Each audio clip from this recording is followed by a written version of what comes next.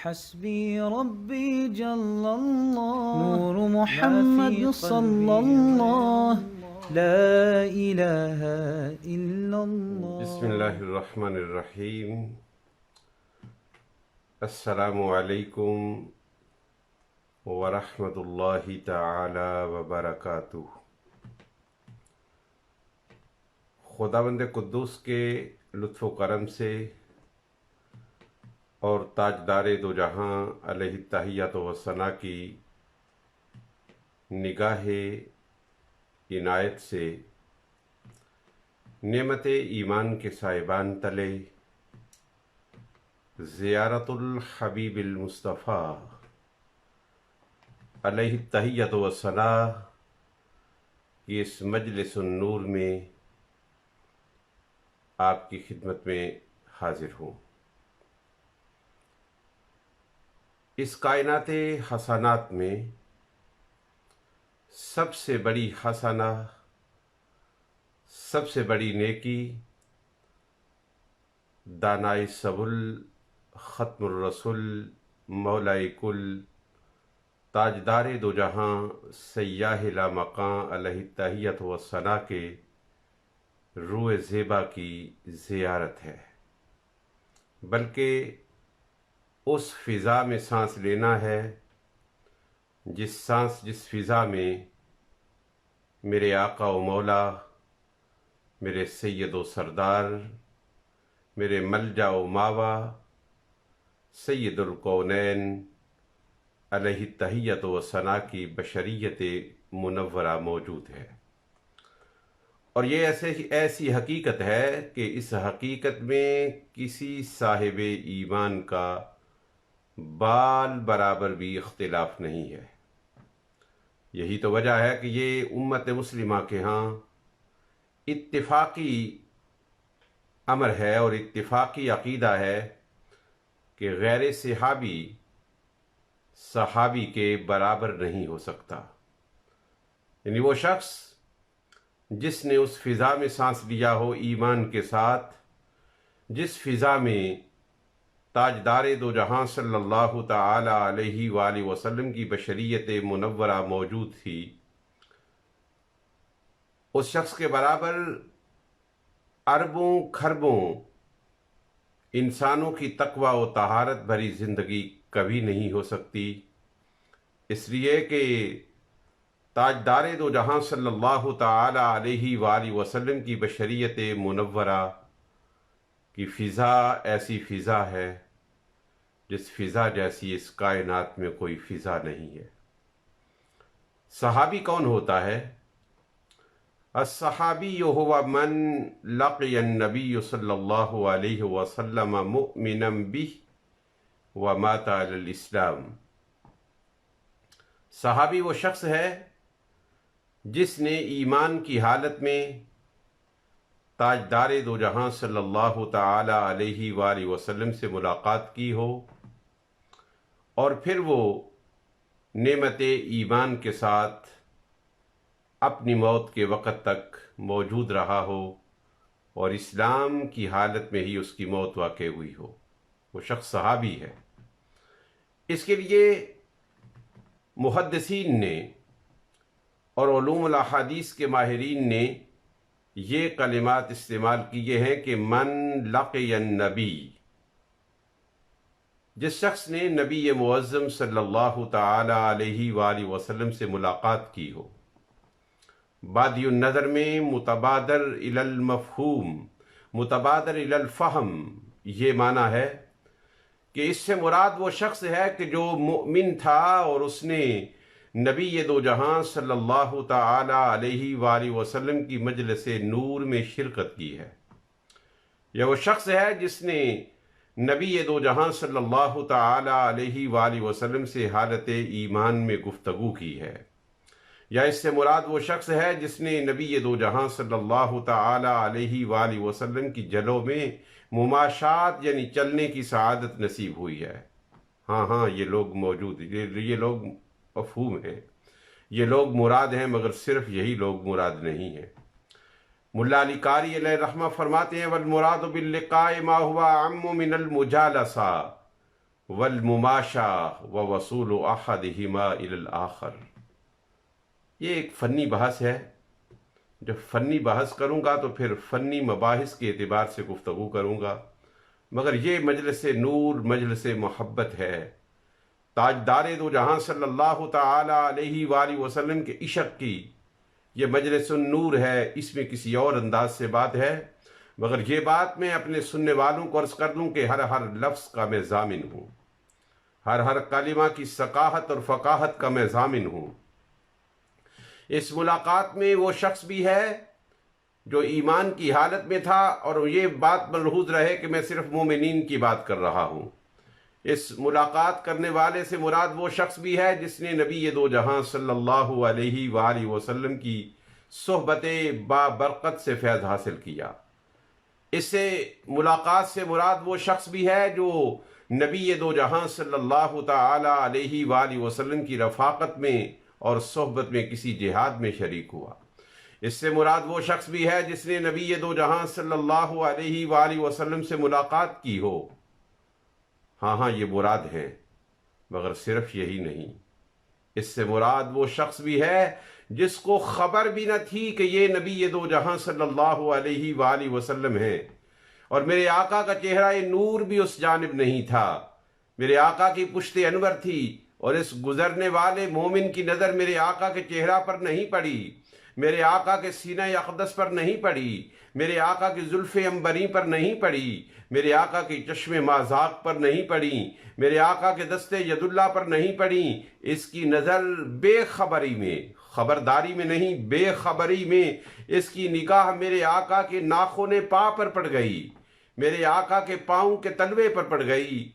اسے بھی معلوم نہیں کہ یہ کون ہے، میرے آقا کی بھی ادھر کمر ہے اور پشت ہے، یہ گزرا اور اس کی نظر تاجدار دو جہاں صلی اللہ علیہ وآلہ وسلم کے پشت انور پر، آپ کے قدم انور کے ناخن پا پر پڑ گئی، آپ کے پاؤں کے ایک ناخن پر پڑ گئی، اور یہ شخص گزر گیا۔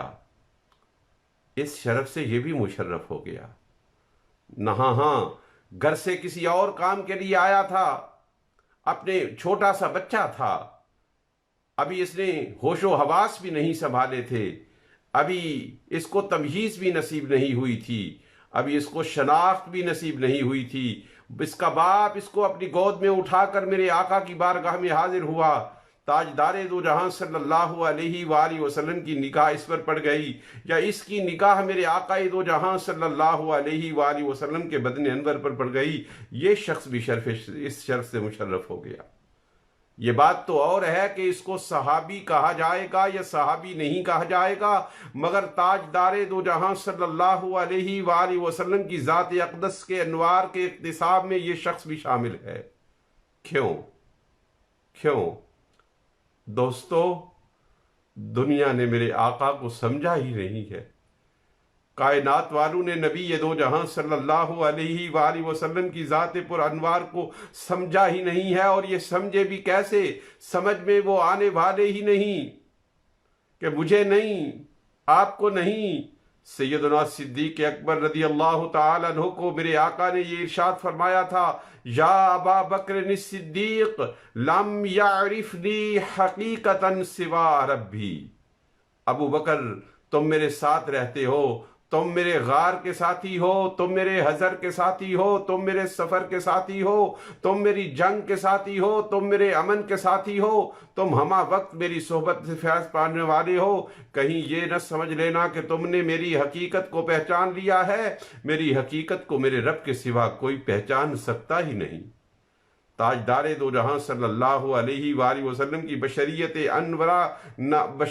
منورہ کے سائبان تلے جس شخص کو ایک سانس نصیب ہو گیا، یا میرے آقا نے اسے دیکھا یا اس نے میرے آقا کو دیکھا، چہرہ ضروری نہیں، میرے آقا کے جسد انور کے کسی حصے پر اس کی نظر پڑ گئی یا اس کے جسم کے کسی حصے پر میرے آقا دو جہاں صلی اللہ علیہ وآلہ وسلم کی نظر پڑی، قریب سے بھی نہ گزرا تھا، دور سے گزرا تھا، اسے یہ خبر بھی نہ تھی کہ یہ آقا دو جہاں صلی اللہ علیہ وآلہ وسلم ہے۔ اس نور سے، اس شرف سے وہ بھی مشرف ہو جائے گا۔ میرے سامنے اس وقت شرح نخبۃ الفکر ملا علی قاری علیہ الرحمہ کی کھلی ہے. آپ فرماتے ہیں وجہ اس کی یہ ہے وَلَوْ لَحْظَةً لشرف منزلت مطالعت طلعت النبی الذي هو من افضل من الكبریت الاحمر في التاثیر فكأنه كما صرح بعضهم اذ رآه مسلم او رآ مسلما لحظة واحدة. اللہ اکبر. لحظة واحدة لحظة واحدة طبع قلبه على الاستقامة في الدين لأنه بإسلامه متهيئ للقبول فإذا قابل ذلك النور العظيم أشرق عليه فظهر أثره على قلبه وجواره. یہ عبارت میں نے پڑھ دی ہے شرح نخبۃ الفکر کی، جس کے مصنف عظیم محدث، عظیم مفسر، عظیم صوفی ملا علی قاری علیہ الرحمہ ہے، جن کے نام لینے سے صاحبان علم و عرفان کی گردنیں جھک جاتی ہیں. وہ کہتے ہیں وجہ اس کی یہ ہے کہ جس کو ایک لمحہ کے لیے، ایک لحظہ کے لیے اس فضا میں سانس لینے کی سعادت نصیب ہو گئی جس سانس میں میرے آقا دو جہاں صلی اللہ علیہ وآلہ وسلم کی بشریت منورہ موجود ہے، اور وہ صاحب ایمان تھا، لہٰذا وہ اخذ کرنے کے، وہ اکتساب کرنے کے، وہ اس سے استفادہ کرنے کے قابل ہو گیا. اور تاجدار دو جہاں صلی اللہ علیہ وآلہ وسلم کے ایک لمحہ کے لیے انوارات جب اس پر چمکے تو ایک لمحہ کے انوارات نے اس کے قلب کو، اس کی روح کو، اس کے جوارے کو، اس کے اعضاء کو وہ سعادت، وہ شرف، وہ رفعت، وہ منزلت، وہ مقام عطا کیا کہ ایک شخص جس کو یہ ایک لحظہ نصیب نہیں ہوا وہ کروڑوں برس کی زندگی پائے تو اس کی منزل اور اس کے مقام کو نہیں پہنچ سکتا. اس کو بڑی آسانی سے آپ سمجھ جائیں گے اور میں بات ختم کر رہا ہوں. خلیفہ عمر بن عبدالعزیز رحمہ اللہ تعالی، جن کو خلفائے راشدین میں شمار کیا جاتا ہے، ان سے کسی نے پوچھا کہ آپ افضل ہیں یا سیدنا امیر معاویہ رضی اللہ تعالی عنہ افضل ہیں؟ سیدنا امیر معاویہ رضی اللہ تعالی عنہ اس ملاقات اور اس شرف سے مشرف تھے. سیدنا عمر بن عبدالعزیز رضی رحمہ اللہ تعالی کا زمانہ نبوی، زمانہ بشریت نبوی نہیں تھا. عمر بن عبدالعزیز علیہ الرحمہ سے پوچھا گیا کہ آپ افضل ہو یا امیر معاویہ رضی اللہ تعالی عنہ افضل ہیں؟ یعنی ایک طرف صحابی ہیں اور ایک طرف غیر صحابی ہیں، اور صحابہ کے بھی پھر مراتب ہیں، اور ان مراتب میں سے ادنا مرتبہ والے سیدنا امیر معاویہ رضی اللہ تعالی عنہ. ادنا کا لفظ میں مراتب صحابہ کے اسی حوالے سے استعمال کر رہا ہوں، وگرنہ ہر صحابی ہماری آنکھوں کا نور ہے، ہمارے دل کا سرور ہے، ہمارے ایمان کا مرکز ہے، ہمارے ایمان کا محور ہے. مگر صحابہ کے درمیان بھی مراتب ہیں، صحابہ کے درمیان بھی منازل اور مفاصل ہیں. سیدنا عمر بن عبدالعزیز علیہ الرحمہ نے کہا ظالم، تو میرا حضرت امیر معاویہ رضی اللہ تعالیٰ عنہ سے تقابل کروا رہا ہے، اور تو یہ پوچھ رہا ہے کہ آپ افضل ہیں یا سیدنا امیر معاویہ رضی اللہ تعالیٰ عنہ افضل ہیں. فرمایا کہ جب سیدنا امیر معاویہ رضی اللہ تعالیٰ عنہ میرے آقا کے جلوہ میں، میرے آقا کی معیت میں جہاد پر جاتے تھے، جس گھوڑے پر امیر معاویہ رضی اللہ تعالیٰ عنہ سوار ہوتے تھے وہ گھوڑا زمین پر چلتا تھا، اس کے سم زمین پر پڑتے تھے، اور اس کے سم جب زمین پر پڑتے تھے تو اس کے سموں سے خاک اور دھول اٹھتی تھی، اور وہ دھول اڑ کر اس گھوڑے کے اس گھوڑے کے نتنوں میں پڑتی تھی. تو عمر بن عبدالعزیز کا تقابل امیر معاویہ رضی اللہ تعالیٰ عنہ سے کر رہا ہے، مجھ سے امیر معاویہ نہیں. امیر معاویہ کا صرف گھوڑا ہی نہیں، امیر معاویہ کے صرف گھوڑے کے قدم ہی نہیں، امیر معاویہ کے گھوڑے کے قدموں سے اڑنے والی وہ دھول، وہ مٹی، وہ خاک، وہ غبار جو اس گھوڑے کے نتنوں میں پڑتا تھا، عمر بن عبدالعزیز سے وہ بھی افضل ہے. عمر بن عبدالعزیز سے وہ بھی افضل ہے، اس لیے کہ اس دھول کو وہ فضا میسر آ گئی ہے جس فضا میں میرے آقا کی بشریت انور منورہ موجود تھی. اور میں بات ختم کر رہا ہوں اس عمر پر جو میں نے بہت بچپن میں سنا. جب میں زمانہ طالب علمی میں جامعہ قادریہ رضویہ فیصل آباد میں زیر تعلیم تھا تو وہاں پر صاحبزادہ عطا المصطفیٰ نوری علیہ الرحمہ غری کے رحمت فرمائے اللہ تعالیٰ، وہ ایک شعر پڑھا کرتے تھے. اور وہ شعر میرے کانوں میں گونجتا رہتا ہے، وہ شعر میرے کانوں میں رس گھولتا رہتا ہے، اور وہ شعر یہ تھا کہ اے ہوا آ ادھر، روح میں تجھ کو سما لوں تجھ کو، اے ہوا آ ادھر، روح میں ہر روح کی تہ میں سما لوں تجھ کو، اے ہوا روح کی ہر تہ میں سمو لوں تجھ کو، اے ہوا روح کی ہر تہ میں سمو لوں تجھ کو، اے ہوا تو نے تو سرکار کو دیکھا ہوگا، آ ادھر روح کی ہر تہ میں سمو لوں تجھ کو، آ ادھر روح کی ہر تہ میں سمو لوں تجھ کو، آ ادھر روح کی ہر تہ میں سمو لوں تجھ کو، اے ہوا تو نے تو سرکار کو دیکھا ہوگا۔ وہ ہوا کے جھونکے جو تاجدار دو جہاں صلی اللہ علیہ وآلہ وسلم کی زلف عنبری سے بس ہوئے، جو میرے آقا کے چشم مازاغ سے ٹکرائے، جو میرے آقا کے رخسار سے ٹکرائے، وہ ہوا کے جھونکے ایسے ہیں کہ آ ادھر، روح کی ہر تہ میں سمو لوں تجھ کو، اے ہوا تو نے تو سرکار کو دیکھا ہوگا، اے ہوا تو نے تو سرکار کو دیکھا ہوگا۔ ایسے تو ملا عبد الرحمن جامی نہیں کہہ رہے، نسیمہ جانب بطحا گزر کن، ز احوالم محمد را خبر کن۔ اے صبح کی ٹھنڈی ٹھنڈی ہوا، جب تیرا گزر شہر مدینہ سے ہو اور تو گنبد خضرا کے قریب سے گزرے تو وہاں کھڑی ہو جانا اور کہنا کہ یا رسول اللہ، ایک دیوانہ آپ کے فراق میں آنسو بہاتا ہے، نسیمہ جانب بطحا گزر کن، ز احوالم محمد را خبر کن۔ اے نسیم، اے باد نسیم، میرے آقا کی بارگاہ میں جا کر میرا حال کہنا۔ لوگوں، ایمان والو، مڑ جاؤ مدینۃ المنورہ کے صاحب کی جانب، کن بحثوں میں الجھ گئے ہو؟